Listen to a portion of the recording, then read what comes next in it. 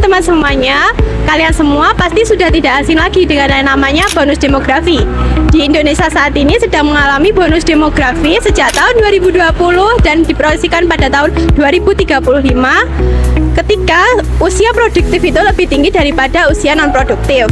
Kondisi ini akan mempercepat peluang pertumbuhan apabila kualitas sumber daya manusianya itu meningkat.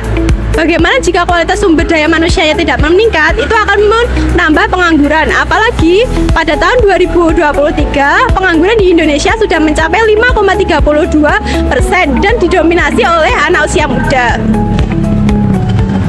Secara definisi, pengangguran adalah penduduk usia 15 tahun ke atas yang tidak bekerja, sedang mencari pekerjaan, mempersiapkan usaha, atau bahkan justru putus asa dan berhenti untuk mencari pekerjaan.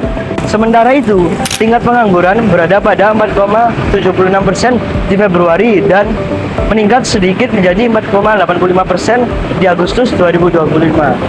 Jumlahnya itu sekitar 7,2 hingga 7,4 orang juta. Nah, menurut BPS, sebagian data dihitung menggunakan metode yang bernama backcasting berdasarkan proyeksi penduduk SUKAS 2015. Jika dilihat dari trennya, angka 2025 sebenarnya lebih rendah dibanding Februari 2024 yang berada di 4,82%. Lonjakan pengangguran terbesar dalam sejarah di Indonesia yaitu ketika 2020, tepatnya saat pandemi. Nah, saat itu angkanya itu hingga mencapai 7,7% akibat PHK dan kebijakan pembatasan sosial. Nah, dengan kondisi ini, pasar kerja Indonesia di tahun 2025 masih menunjukkan kekuatan meski isu pengangguran tetap perlu mendapatkan perhatian. Nah, faktor demografi yang berkontribusi dalam peningkatan pengangguran di Indonesia adalah meningkatnya masyarakat dengan usia produktif yaitu dari umur 15 sampai 64 tahun. Tapi peningkatan usia produktif ini tidak dibarengi dengan terbukanya lapangan pekerjaan yang melimpah sehingga hal ini membuat pencarian kerja semakin kompetitif dan semakin sulit untuk mendapatkan pekerjaan. Nah, selain itu ada juga ketidaksesuaian antara kompetensi yang dimiliki oleh para pencari kerja dan juga kebutuhan industri. Hal ini divalidasi oleh data dari BPS yang menunjukkan bahwa pengangguran terbanyak itu didominasi oleh lulusan SMK. Setelah kita memahami berbagai faktor yang menjadi penyebab tingginya angka pengangguran, penting bagi kita untuk melihat bagaimana kondisi ini dirasakan secara langsung oleh masyarakat. Sekarang, kita akan mendengar beberapa pendapat dan pengalaman beberapa warga mengenai kesulitan yang mereka hadapi dalam menemukan pekerjaan. Inilah suara mereka yang menjadi cerminan situasi ketenaga kerjaan saat ini. Perkenalkan, nama saya Giska Risanti. Sekarang saya sedang bekerja di Hola House sebagai shopkeeper. Perkenalkan, nama saya Muhammad Raffi Apriansah, umur 22 tahun.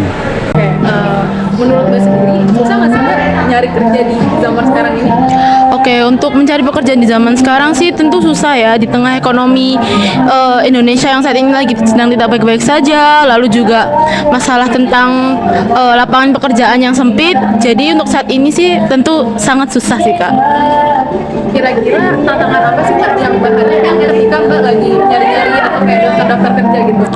Pertama sih hal yang saya membuat susah adalah pertama mungkin persaingan ya Kak ya, karena mungkin karena fresh graduate, mungkin karena pengalaman saya yang belum seberapa dibandingkan dengan para kandidat lain, jadi mungkin di beberapa mata HRD itu mungkin pengalaman saya kurang cukup, jadi kurang cocok untuk posisi tersebut.